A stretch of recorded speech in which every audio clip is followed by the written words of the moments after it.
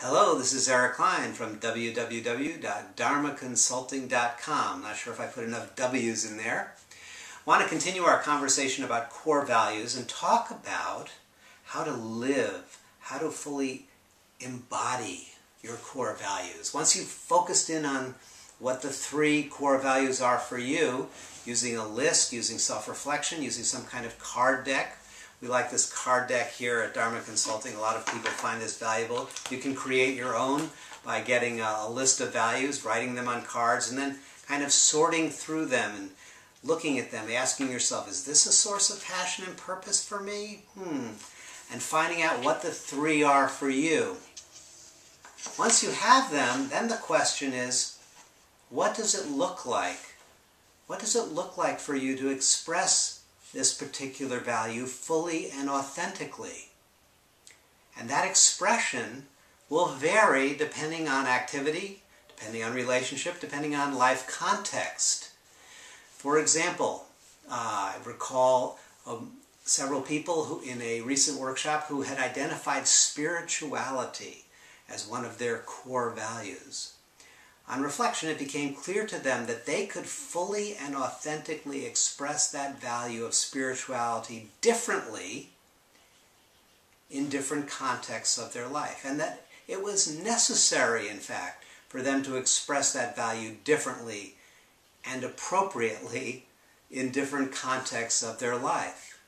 When they were in their faith community, the way they expressed their spirituality took a particular and appropriate form.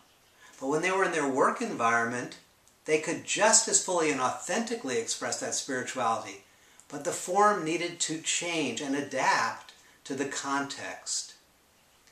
In the same way, someone who had the value of truth recognized that in terms of her financial life, there were certain ways that she expressed that value in terms of the way she handled her money, the way she kept her accounts, the way she expressed that value of truthfulness in terms of charity contributions, as well as in terms of the ways that she examined how she spent money on herself and on her family.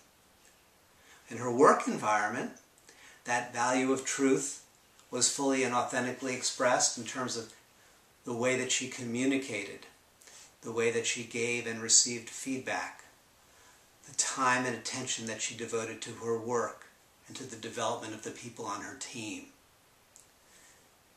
The full and authentic expression of any value can vary from context, activity to relationship, and yet still may be true for you, still be fully authentic and fully expressed. So what you need to do is to look at your core values now and focus in on a couple of key areas in your life. I certainly recommend that you think about the work area and you ask yourself, what does it mean for me to express this value fully and authentically in my work?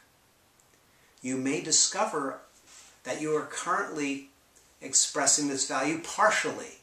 Some ways you are expressing it quite fully, and then as you reflect, you realize there's some other ways that you wish to kind of embody this value, to expand your expression, to bring it more fully online in the ways that you show up in the workplace. In the same way, you can consider, how do you express this value in your home environment, or relative to your health regime, your exercise program? How do you express it in terms of your financial life?